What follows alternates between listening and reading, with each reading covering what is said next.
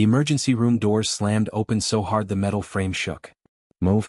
She's crashing. Nurses sprinted down the hallway, pushing a stretcher where Linda May Carter, 52 years old, clutched her stomach with both hands. Sweat drenched her gray hair, plastering it to her forehead. She looked like she was fighting a battle no one else could see. The heart monitor shrieked. Her legs kicked uncontrollably against the stretcher restraints. "I can feel it," she gasped, voice broken. "Something is moving inside me." A nurse leaned over her, trying to calm her down. "Linda, stay still, we need to assess." Linda arched her back and screamed.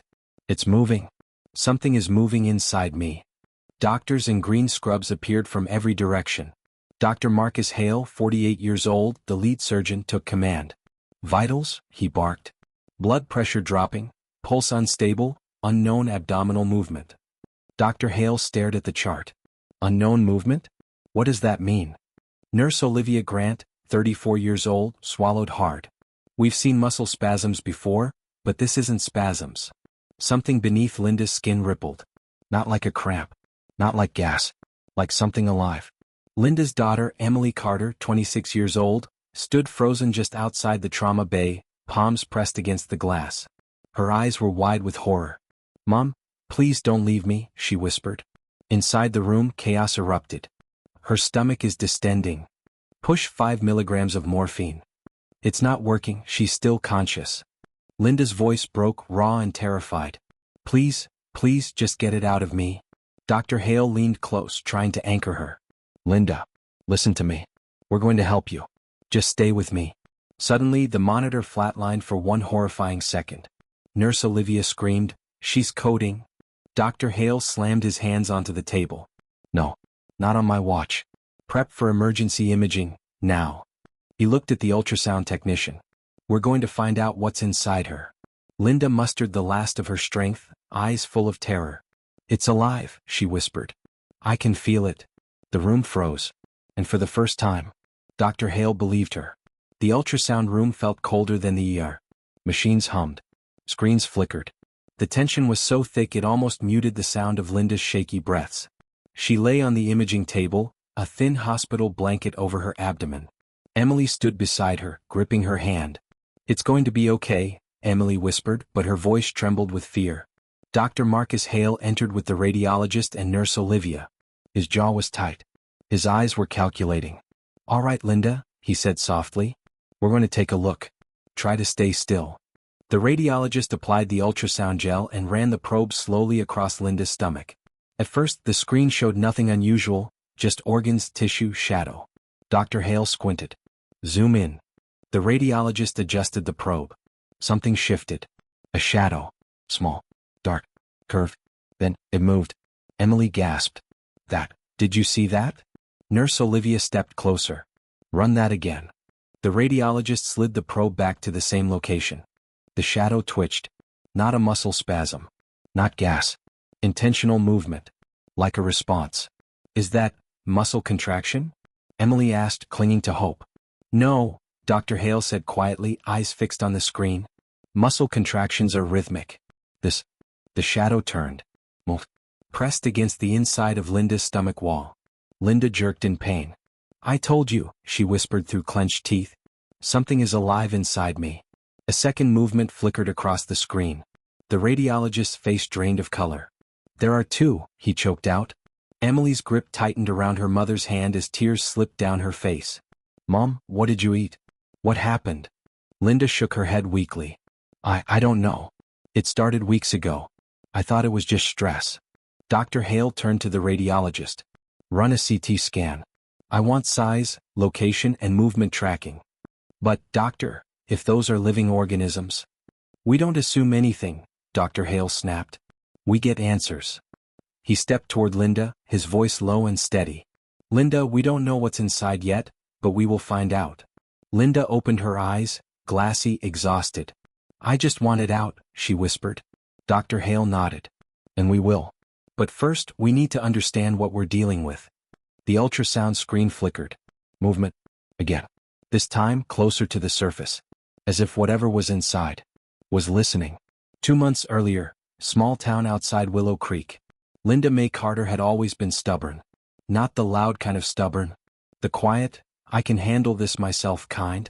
At 52, she lived alone in a small white house with appealing porch and flower pots that never bloomed the way she hoped. She worked as a cashier at the neighborhood craft store, the kind where customers came not to shop but to talk. Everyone in town knew her as the woman who never complains. Widowed for 8 years. Her husband, Daniel Carter, had died of a heart attack while chopping wood behind the house. One moment he was laughing, the next he was gone. Linda learned that day that life could change in a breath. So she stopped asking for help. She carried her grief like a grocery bag. Heavy, stretched thin at the handles, but always insisting, I got it. Her daughter, Emily Carter, 26, begged her to move closer to the city. Mom, living alone is exhausting. Let me help. Linda always smiled, waved her off, and said the same sentence. I'm fine, sweetheart. Other people have bigger problems. Except she wasn't fine. The first symptom arrived as a flutter. Just a light tremor in her stomach. Like a trapped bubble. She felt it while arranging yarn on a shelf at work. She laughed it off. Too much coffee. Too little sleep. Days later, the flutter became pressure. Pressure became pain. At night, she lay on her back and watched the ceiling fan spin. Her stomach pushed upward, tight as if someone had inflated a balloon from the inside. It always passed, so she ignored it. The second symptom was appetite loss. Her coworker Nora noticed first. Linda, you barely eat anymore. I'm just not hungry, Linda answered. Truth was, she couldn't eat without feeling something shift inside her. But admitting that felt like weakness. Then came the moment she couldn't ignore. A sharp, stabbing pain knocked her to her knees while restocking shelves. Her coworker insisted they call an ambulance. Linda forced a smile. No, I'll drive myself. Instead of the hospital, she went home, sat at the kitchen table, opened her laptop, typed into the search bar. Flickering sensation in stomach, movement feeling. Her finger hovered over the enter key. She didn't press it. She slammed the laptop shut and whispered to herself, it's nothing. Don't make it something. Her flaw wasn't pride. It was denial. The pain worsened. A month later, Emily arrived unannounced, suitcase in hand. You're pale. You're losing weight. You're hiding something. Linda finally broke. It feels like movement inside me. Emily's eyes widened with horror. Why didn't you tell me? Because I didn't want to be a burden. Emily grabbed her shoulders. You are not a burden. You're my mother. But the damage was done. By the time Emily convinced her to go to urgent care, the flutter wasn't a flutter anymore. It was something with intent. Something that pushed back. Now, under the harsh hospital lights, Emily stood watching her mother shake in pain and regret. She wished Linda had asked for help sooner. Linda wished she'd listened. Denial had a cost, and they were about to learn what it was. The urgent care clinic smelled like rubbing alcohol and impatience. Linda sat on the exam table, legs dangling, hands folded over her stomach as if she could hold the pain inside with sheer willpower. The physician's assistant didn't even look up from his tablet. Probably acid reflux, he muttered. Or indigestion. You're under stress. Happens at your age. Emily stepped forward, anger sharp in her voice. She can barely eat. She's losing weight. Something is wrong. The assistant shrugged. It's likely gastrointestinal anxiety. Here, take these. He handed over antacid pills like they were candy samples. Linda wanted to believe him. Because the alternative, that something was truly moving inside her, was too terrifying to accept. They left with a prescription and false comfort. Days passed. The pills didn't help. The movement grew stronger. More frequent. More deliberate. Sometimes, Linda would wake up in the middle of the night because the movement pushed against her ribs, as if searching for a way out. She tried to hide her fear from Emily. Emily tried to hide her panic from Linda. Neither succeeded. The breaking point came at Greenfield Grocery Market. Linda pushed a shopping cart down the canned soup aisle. Her steps were slow, calculated. She grabbed a can to put in the cart, but her hand froze midair. A sharp, violent jolt exploded from inside her abdomen. She gasped. The can slipped from her fingers and rolled across the floor. Shoppers turned. Linda clutched her stomach and bent forward. Not pain. Pressure. Movement. Force. Something inside her shoved hard enough to make her shirt visibly shift. A woman nearby screamed. Oh my God, did you see that? Linda stumbled backward. The world tilted. Shelves blurred into streaks of color. Mom? Emily rushed from behind her, dropping her basket. Mom, stay with me. Linda's knees buckled. Her body crashed onto the cold floor. Emily fell beside her, slapping her cheeks lightly. Mom, listen to me. You're okay. Wake up. A store employee called emergency services. Within minutes, paramedics stormed the aisle. Pulse fading, blood pressure dangerously low. They lifted her onto the stretcher as Linda drifted in and out of consciousness. In the ambulance, a paramedic lifted her eyelids. Ma'am, stay with us. Can you hear me? Linda whispered, voice barely a breath. It's moving. The paramedic exchanged a confused glance with his partner. Moving? You mean pain? No. Her eyes locked onto his, filled with raw terror. I mean alive. The monitor next to her spiked into frantic beeps. The ambulance accelerated. Red lights bled across the night. They didn't know it yet, but the worst was still coming. The CT imaging room felt like a frozen cave. Machines hummed. Fluorescent lights buzzed. The walls were too white, too sterile, to hold the kind of fear Linda carried in her chest. Dr. Marcus Hale stood at the foot of the scanning bed, arms crossed, jaw clenched. He wasn't a man easily rattled. But tonight something in his eyes shook. Nurse Olivia adjusted the 4-line hook to Linda's arm. You're going to feel a cold sensation, she murmured gently. Linda gave a tight nod. Emily paced the room, wringing her hands until her knuckles turned white. Can someone just tell us what's happening to my mom? We're about to find out, Dr. Hale replied, not looking away from the monitor. The machine slid Linda into the scanner. The rhythmic sound echoed through the room. On the monitor, layers of Linda's abdomen appeared in cross-sections. Grainy shapes, white outlines, tissues and shadows. Everything looked normal. Then, a cluster of pixels twitched. The radiologist adjusted the zoom. There. A dark oval shape pulsed. Not a heartbeat, but movement. Coordinated movement. Almost like it was reacting to the scanner vibrations. A second pulse. Stronger. Emily froze. That's not a muscle or gas. The radiologist's voice cracked. No. Muscles don't move toward external pressure. Linda trembled on the bed. It hurts. It's shifting away from the probe, Dr. Hale whispered, eyes widening.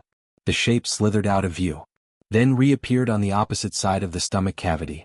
The room went silent. No one breathed. The radiologist swallowed hard. Doctor, it's responding to the scanning noise. Nurse Olivia stepped back, horror filling her voice. You mean, it's aware? Linda's body jerked. She screamed. The creature, shadow, whatever it was, rammed against the stomach wall.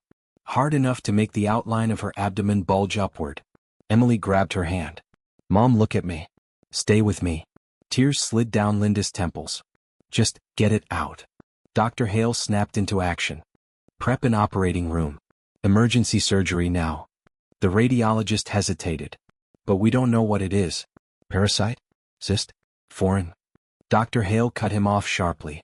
I don't care what it is. She's deteriorating. If we delay, we lose her. Emily looked up at him, voice shaking. Can you save her? He held her gaze. I will try. And whatever's inside her. He glanced back at the screen where the shadow flicked across the image again, frantic. We're removing it. The scanner beeped its final sequence. Linda squeezed Emily's hand. If I don't wake up, she whispered, voice cracking with fear, don't let this thing define me. Emily leaned close enough that her tears touched her mother's cheek. You're not going anywhere. As they rushed Linda toward the operating room, Dr. Hale muttered something under his breath. Words no surgeon wanted to admit. I've never seen anything like this. And for the first time in his career, he had no idea what he was about to pull out of a patient. The operating room felt like a different universe. Bright lights, sterile steel instruments, and the smell of disinfectant hanging like a warning. Linda was wheeled in, barely conscious, oxygen mask secured, her skin pale and damp with fever. Dr. Marcus Hale pulled on his surgical gloves with a snap. His face was emotionless, but his eyes revealed the truth. He was terrified. Nurse Olivia leaned over Linda, brushing hair from her forehead. We're right here with you, Linda. Emily wasn't allowed inside, but she stood behind the small glass observation panel, hands pressed to the glass, silently mouthing.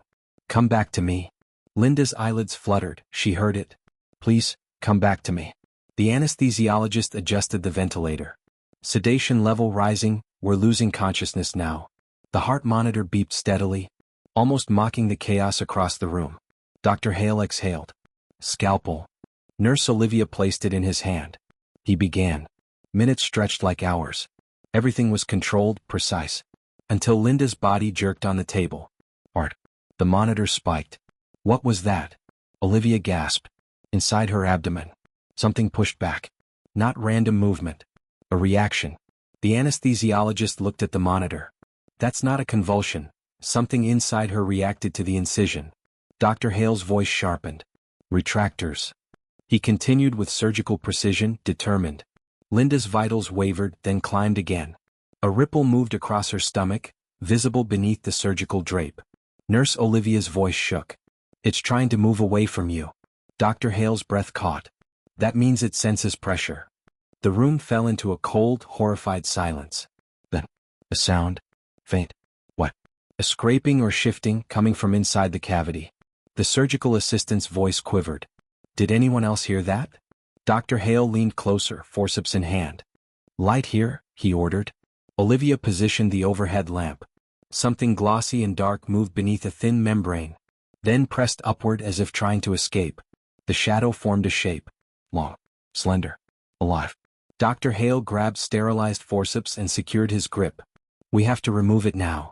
Olivia braced the suction tube. Ready. With one slow, controlled pull, the organism slid out. Not a worm. Not a cyst. It was longer, thicker. Like a snake but translucent, veins pulsing inside its body. The creature writhed against the forceps, twisting as if trying to break free. Olivia stumbled backward, hand over her mouth. Oh my God. The anesthesiologist froze. That came from inside her stomach? The room was silent. Only the hiss of the ventilator filled the air. Emily's face contorted behind the observation window. She watched her mother's life being fought for. Helpless, terrified. Dr. Hale forced his voice steady. Suction. Containment jar. Now. They lowered the twitching creature into a sealed glass cylinder. It slapped against the glass, body twitching rapidly. The suction hissed. The lid locked. Everyone stepped back. Olivia whispered, voice barely audible. What is it? Dr. Hale stared, breathing heavily. I don't know. Linda's heart monitor slowed back into rhythm. The anesthesiologist exhaled. She's stabilizing. Relief washed through the room. But before anyone could celebrate, Linda's stomach jerked. Art. Dr. Hale snapped toward the observation screen. No, no, no. The monitor spiked again. Olivia yelled, What's happening? We removed it. Dr. Hale's face drained of color. We removed one. He stared at Linda's abdomen, horrified realization settling in. There's still something inside. The room froze again. Linda's abdomen moved. Not a tremor. Not reflex. But a deliberate ripple. Like something inside was shifting position. Nurse Olivia whispered, voice cracking. But we removed it, we saw it. Dr. Hale shook his head slowly, staring at the surgical cavity. No. We removed the dominant organism.